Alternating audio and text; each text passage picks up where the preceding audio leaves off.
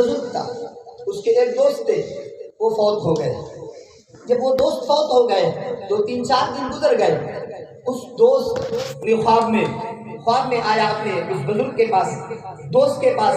اور کہنے لگا کہ میں جہنم میں گرفتار ہوں، عذاب قبر میں مبتلا ہوں، میری بچی پیچھے رہ گئی، اس سے میرے پیغام پہنچانا کہ میرے لیے کوئی دعائے مغفرت کر، کوئی صدقہ اور خیرات کر، ہو سکتا ہے اللہ تبارک و تعالیٰ میری مغفرت فرمائے صدقہ اور خیرات کی وجہ سے۔ کیوں؟ اس لیے کہ الصدقۃ تطفئ غضب الرب، حضور فرماتے ہیں صدقہ رب کے غضب کو بجھا دیتا ہے۔ تو چونکہ میں اللہ کے عذاب میں، عذاب قبر میں مبتلا ہوں، اللہ مجھ سے ناراض ہے، اللہ مجھ پر غضبناک ہے، ہو سکتا ہے وہ صدقہ کرے گی، اللہ مجھے بخش دے گا اور جہنم سے میں نجات پا جاؤں گا، اس عذاب قبر سے محفوظ ہو جاؤں گا، جنت میں چلا جاؤں گا۔ وہ دوست صبح اٹھا، تلاش کرتے کرتے تلاش تو کیا، لیکن وہ چونکہ وہ لڑکی جو تھی جوان ہو چکی تھی، وہ رسا اس کے تھے نہیں، اس لیے وہ اوباشوں کے ساتھ یاری دوستی پر لگی ہوئی تھی۔ معلومات کر کر کے پتہ چلا وہ دریا پر گئی ہوئی ہے نہانے کے لیے، معذرت یہ پیچھے چلا گیا، حالت دیکھ کے تو وہ دوسری طرف پھیر لیا، باپ کا پیغام پہنچایا کہ تیرا باپ مجھے خواب میں ملا ہے اور وہ عذاب قبر میں مبتلا ہے، کوئی صدقہ اور نیکی، کوئی صدقہ کر کہ اللہ تعالیٰ اس صدقے کی وجہ سے اسے معاف فرما دے، مغفرت فرما دے اور اسے جنت میں داخل کر دے۔ عیاش پرست عورت تھی، اس نے مذاق کر کے چلو بھرا پانی کا اور دریا کے کنارے اس نے پھینک دیا، اور مذاق کرتی ہوئی ہنستی ہوئی کہنے لگی کہ جاؤ میں نے اپنے باپ کی طرف سے صدقہ کر دیا، اللہ اس کی مغفرت فرما دے۔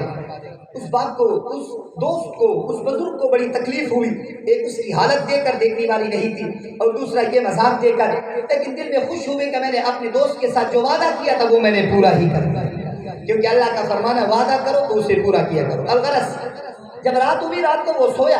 تو اس نے خواب دیکھا، خواب میں کیا دیکھ رہا ہے، وہ دوست آیا اور کہنے لگا تیری بڑی مہربانی، بس تیری محنت کی وجہ سے اللہ نے میری مغفرت فرما دی۔ اس نے کہا کیسے مغفرت ہو گئی؟ کون سا میں نے کام کیا؟ تیری بچی نے تو کوئی صدقہ ہی نہیں کیا، مذاق کی وجہ سے ایک چلو بڑا مذاق کر اس نے باہر پھینک دیا، اس سے تیری کون سی مغفرت ہو گئی؟ اب سنو صاحبو، انسان تو انسان ہے، آج تو ہم اپنے ماں باپ کے ساتھ بھلائی کرنے کے لیے تیار نہیں، اپنے سگے بھائی کے ساتھ بھلائی کرنے کے لیے تیار نہیں، رشتہ داروں کو ہم نے ناراض کر دیا، دوست احباب کو ہم نے ناراض کر دیا۔ سن، انسان تو انسان ہے، کسی جانور کے ساتھ بھلائی کرنے سے اللہ کتنا راضی ہوتا ہے۔ وہ بزرگ، وہ دوست کہنے لگا جو عذاب قبر میں مبتلا تھا، اب جنت کی نعمتوں سے لطف اندوز ہو رہا ہے، وہ کہنے لگا اصل میں بات یہ، میری بچی نے بے شک مذاق کیا تھا، لیکن اس نے جو پانی کا چلو باہر بھرا تھا، باہر ایک بل تھے، اس میں ایک جانور تھا، باہر آتا تھا تو دریا میں گرتا تھا، اندر پانی نہیں جا رہا تھا، وہ جان ملب تھا، پیاس کی وجہ سے مر رہا تھا، بس وہی چند قطرے اندر گئے، اس کے منہ میں گئے، اس کی جان بچ گئی، اللہ نے اس چند قطروں کی وجہ سے میری مغفرت۔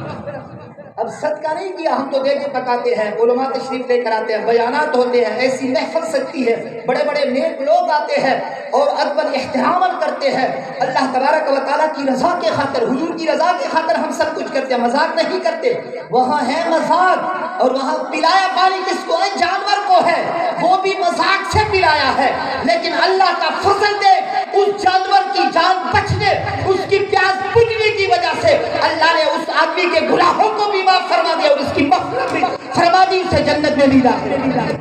تو معلوم ہوا صاحب، اگر ماننے پر آئے تو ایثار ثواب جانوروں کے لیے بھی ثابت کرتے ہیں، اور اگر نہ ماننے پر آئے تو کہتے ہیں نہیں، جو مر گیا مردود، نہ فاتحہ نہ درود، اور جو مر گیا۔ یاد رکھو صاحبو، نبی پاک صلی اللہ علیہ وسلم سے عمر بن عاص نے یہ قاعدہ یاد رکھو، ہمارے جو مرتے ہیں وہ مسلمان ہوتے ہیں، اس لیے ہم صدقہ اور خیرات کرتے ہیں، جو نہیں کرتے ہیں ان کے مسلمان نہیں ہوں گے تو بے شک نہ کرے، کیونکہ مسلمان کے لیے صدقہ خیرات ہے، دعا ہے، کافر کے لیے نہیں۔ عمر بن عاص سے حضور کی بارگاہ میں عرض کیا، رسول اللہ میرے باپ جب مر رہا تھا، کافر ہو کر مرا، تو اس نے وصیت کی کہ میری طرف سے 100 غلام آزاد کرو، تو میرے بھائی ہشام نے 50 آزاد کر دیا اپنے حصے کے، اب میرے حصے کے 50 باقی ہے، مجھے کیا حکم ہے؟ یہ یاد رکھو، غلام آزاد کرنے کا ثواب کتنا ہے؟ حضور نے فرمایا جو ایک غلام آزاد کرتا ہے ادھر غلام آزاد ہوتا ہے، وہ آزاد کرنے میں اس غلام کے ہر عضو کے بدلے آزاد کرنے والے کے ہر عضو کو اللہ جہنم سے آزاد کرتا ہے۔ غلام آزاد کرنے کا ثواب یہ ہے، لیکن دوسری طرف صاحبو دیکھیے صاحبو کیا ہوتا ہے کہ حضور فرما رہے ہیں نہیں تم آزاد نہیں کر سکتے، کیوں؟ اس لیے لو کانا ابوکما مسلمن، ہمارے باپ مسلمان ہوتے تو پھر کیا کرتے؟ اعتقتم عنہ او صدقتم عنہ او حججتم عنہ لبلغ ذلک، اگر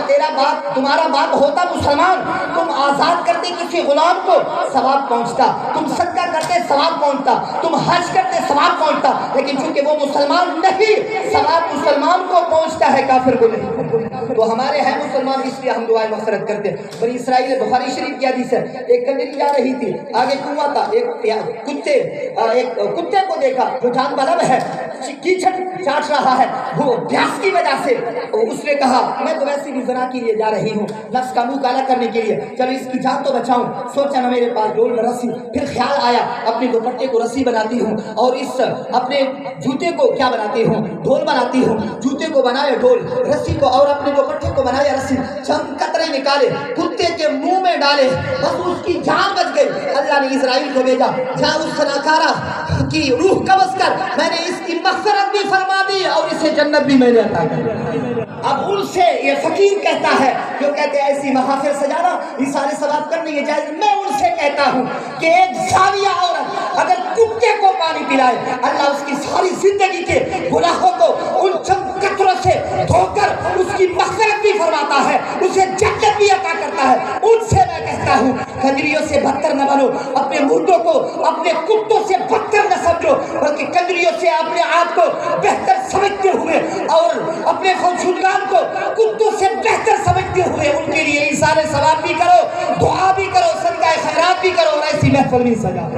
اللہ تبارک و تعالیٰ سے دعا ہے کہ جس مرحومہ مغفورہ کی ایثار ثواب کے لیے یہ محفل سجائی گئی، اللہ تبارک